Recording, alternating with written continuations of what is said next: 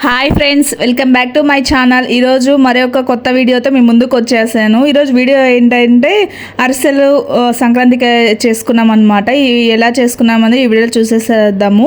First of all ఇది బియ్యం పిండి అండి. ఇది బియ్యం పిండి ఏంటంటే నైట్ నానబెట్టిన, అంటే మంచిగా బియ్యాన్ని వాష్ చేసుకొని నానబెట్టుకొని తర్వాత ఆరేసిన తర్వాత ఇలా గ్రైండ్ చేసుకొచ్చిన బియ్యం పిండి అన్నమాట. ఇది ఒక సేర్ అనమాట.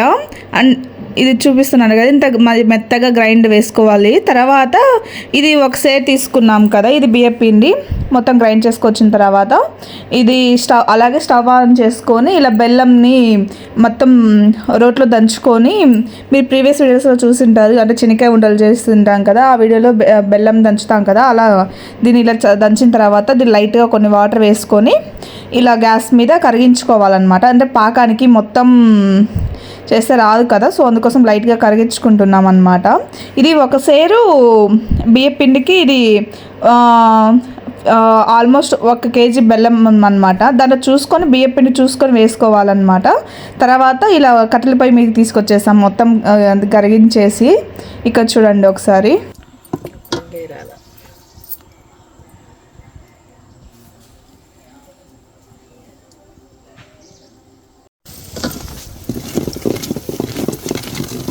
ఇక్కడ కట్టెల పొయ్యి మీద పెట్టాం కదా, ఇది కొద్దిగా ఉడికింది.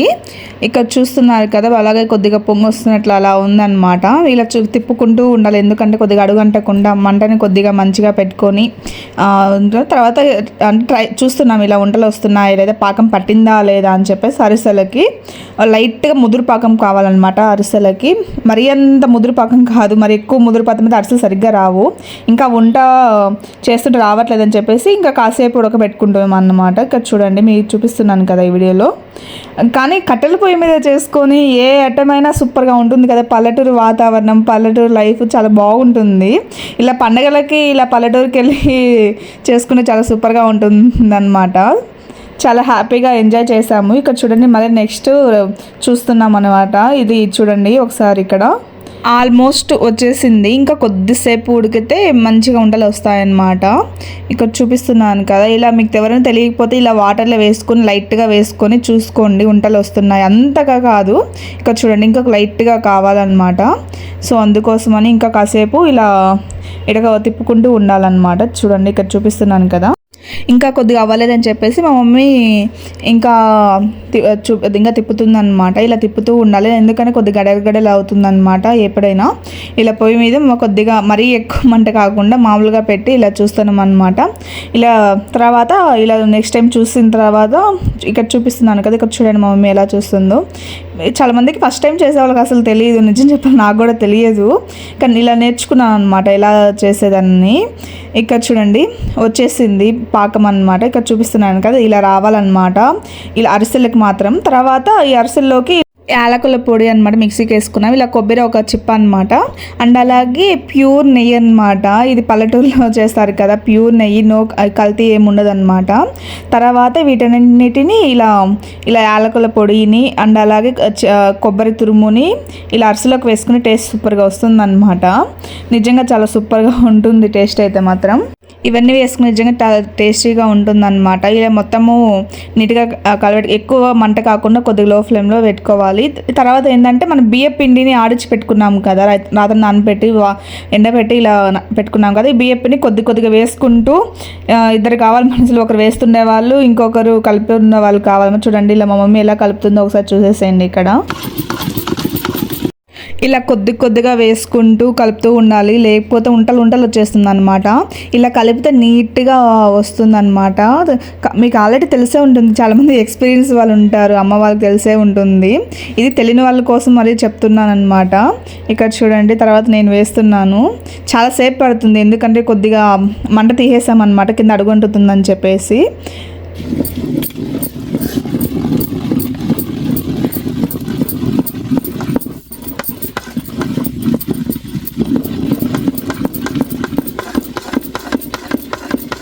వేసినామే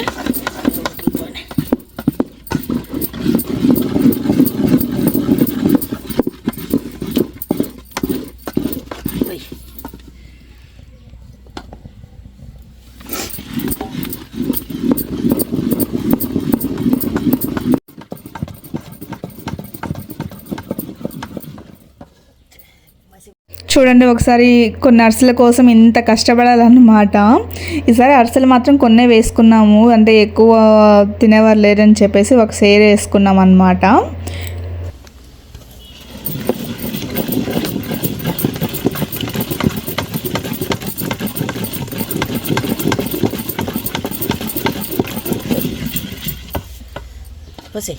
మా మమ్మీ అయితే చాలా కష్టపడిపోతుంది. చాలా ఎనర్జీ కావాలి తిప్పాలంటే, అడుగంటకూడదు, మొత్తం చూసుకొని తిప్పుకుంటూ ఉండాలి. ఫైనల్లీ అయితే మొత్తం కలిపిలా చేసేసారనమాట. ఇలా చూడండి ఎలా వచ్చేసిందో ఒకసారి. ఇక్కడ మొత్తం ఇలా అయిపోయాక ఇలా ఒక పక్క పొయ్యి మీద ఇలా ప్యాన్ పెట్టుకొని ఆయిల్ పోసుకోవాలన్నమాట. నిండుగా పోసుకోవాలి, మరింత నిండుగా కాదు, కొద్దిగా చూసుకొని పోసుకోవాలి. ఎందుకంటే అరిసెల్ని మంచిగా కలాలి అని చెప్పేసి. ఇక్కడ చూడండి ఒకసారి. తర్వాత దీంట్లోకి మనం ఇందాక గీ చూపించాను కదా, అదే నెయ్యి అండి. ఆ నెయ్యిని ఫైనల్గా అంతా కలిపిన తర్వాత వేసుకోవాలి. ముందే వేసుకోవచ్చు, కానీ అంతా కలిసిన తర్వాత వేసుకుంటే కొద్దిగా పైకి తెలుతుంటుంది కదా, అది బాగుంటుంది అనమాట. ఇదంతా అయిపోయాక ఇలా మళ్ళీ మొత్తం కలిపేస్తుంది అనమాట మా మమ్మీ, నెయ్యి కాగడానికి కోసం అనేది.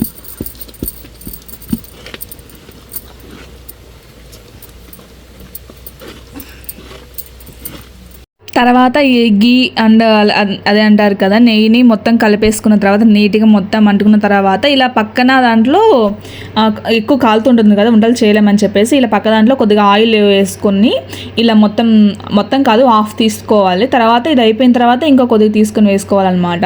ఇక్కడ చూపిస్తున్నాను కదా, ఇది కొద్దిగా లైట్గా, ఎక్కువ కాకుండా లైట్గా ఆరిన తర్వాత ఇలా వంటలు చేసుకోవాలి. అది కాలుతుంటుంది. ఇలా చేతికి ఆయిల్ రాసుకొని వంటలు చేస్తుంటే ఏం కాలదనమాట. అదొక టిప్ అనమాట మీకు.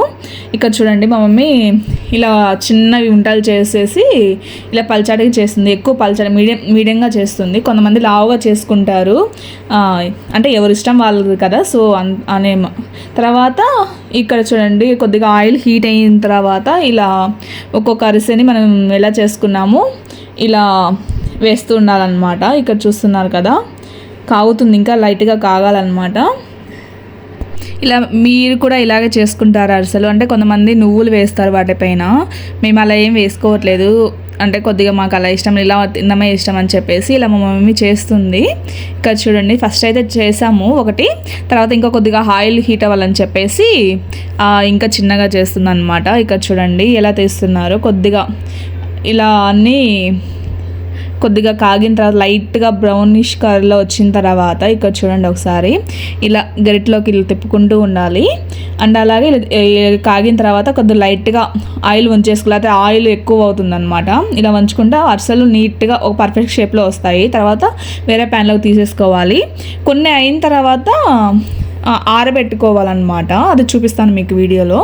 ఇలా చూడండి మేము వంటలు చేస్తున్నాము. ఇక్కడ చూస్తున్నారు కదా, మా మామ పిల్లలు అందరం కలిసి చేస్తున్నాం అనమాట.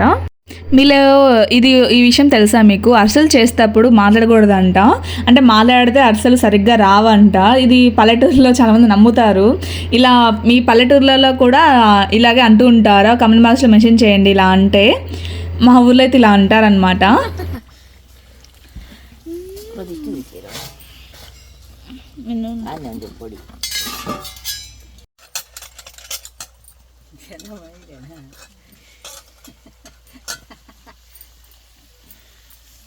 ఉంటాయి.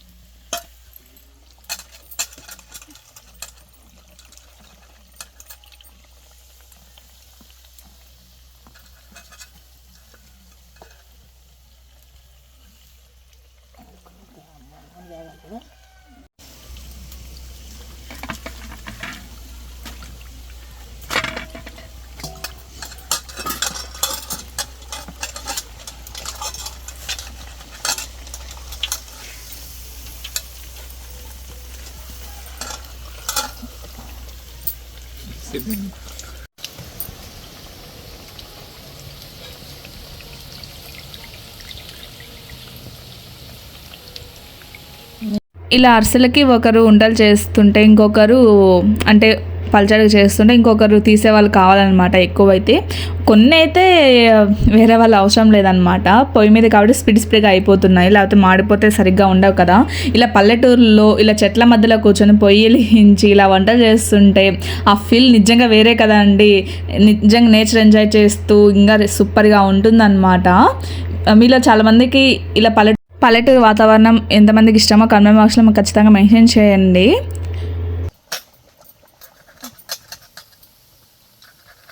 ఇలా ఆల్మోస్ట్ వచ్చాయన్నమాట అరిసెలు.